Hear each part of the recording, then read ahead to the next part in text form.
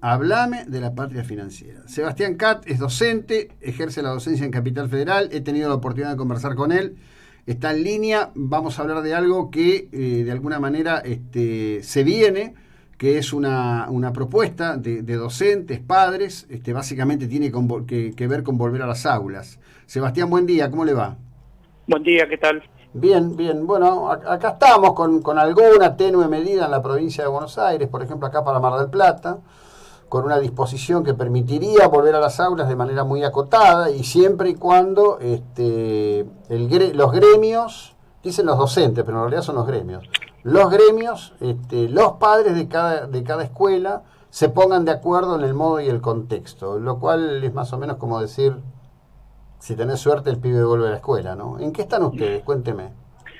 Le cuento, con un grupo de docentes de distintos lugares del país, eh, muy preocupados por la situación, por esto ya casi 8 meses de cuarentena y con las consecuencias que esto está trayendo, decidimos hacer una carta en la cual decimos que es necesario abrir las escuelas y volver a las clases presenciales. Sabemos que la mayoría de los chicos quieren volver, porque eso lo vemos al estar en contacto con ellos. Tenemos muy claro que la enorme mayoría de los padres también quieren que sus hijos vuelvan, y está muy instalado el tema de que, pero los docentes no quieren. Y lo que nosotros decimos a través de esta carta, primero es que no hay una cuestión de unanimidad en los docentes respecto de que los docentes no queremos volver, no. Yo creo que hay una mayoría de docentes que considera que no hay que volver, pero una mayoría no es el total, no es el 100%. Somos muchos docentes que vemos que la situación se ha, digamos, tornado muy, muy difícil, muy complicada a medida que fue avanzando la cuarentena. Sabemos que la opinión científica recomienda abrir las escuelas, que en el mundo hacerlo no significa, no genera una propagación importante, considerable del COVID, que muchos países que aumentaron últimamente las restricciones porque habían abierto y ahora tuvieron que volver a cerrar muchas actividades, tienen como premisa fundamental mantener abiertas las escuelas, y en todo caso, si en algún caso puntual tienen que cerrar y que retroceder, lo hacen. Y lo que vemos es que, pese al esfuerzo grande que se ha hecho en las escuelas, desde los directivos, los maestros, los preceptores, el personal administrativo, todos, pero no es suficiente. Hay muchísimos chicos que estuvieron casi todo el año desconectados de la escuela, y si no tenemos una vuelta a la presencialidad antes de fin de año, las consecuencias a partir de febrero o marzo del año que viene van a ser realmente muy, muy dolorosas. Sí. Así que bueno, por esto estamos haciendo esta carta, que la están firmando no solo docentes de todo el país, sino ciudadanos en general que nos acompañan en esta posición. La carta está en la página aula-abierta.ar, ahí se puede firmar, es muy sencillo, y bueno, en eso estamos. Claro, bueno, es bueno que muchos escuchen que esto es posible, porque la verdad que creo que son una inmensa cantidad de familias que se sienten profundamente desamparadas. El ministro de Educación de la Nación parece no tener ningún interés en ser un actor proactivo para la apertura. Y en Provincia de Buenos Aires, se sabe que hay un tema que a mí no deja de sorprenderme que no tenga más explicitación pública. La ministra de Educación de la provincia, que difícilmente alguien sepa su nombre, le ha entregado el manejo operativo del ministerio al SUTEBA. Cuando uno mira la grilla de cargos, los dirigentes del SUTEBA están manejando realmente el ministerio, lo cual uno diría, bueno, no tiene por qué estar mal o bien. Bueno, no, sí, pero todo eso se corresponde con una línea política y con un tipo de acción política al respecto de lo que ocurre, ¿no? Sí, exactamente. Además eso condiciona la posibilidad de tener un debate franco y sincero hacia adentro de la comunidad educativa, porque los docentes somos una parte importante de la comunidad educativa, pero no somos el todo. Entonces, sí, estas cuestiones condicionan muchísimo la franqueza, la sinceridad de algunas posiciones a la hora de dar el debate. Lo hace muy complicado.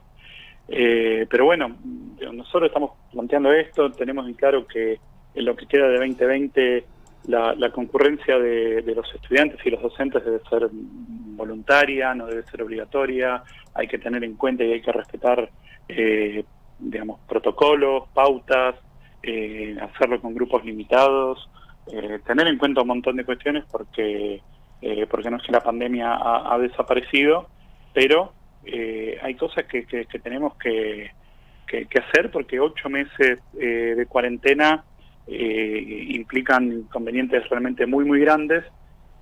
Y además, otra cuestión que tiene que ver con el rol de los docentes, ¿no? Uh-huh. Si nosotros, digamos, está claro que volver a las aulas, volver a abrir las escuelas, tiene un montón de inconvenientes y hay un montón de obstáculos para hacerlo.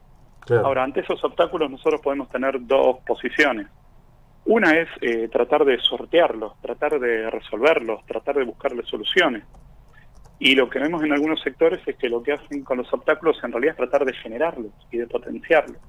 Y eso realmente nos parece que no está bien, que no aporta, que no es bueno para los chicos, que no es bueno para la escuela.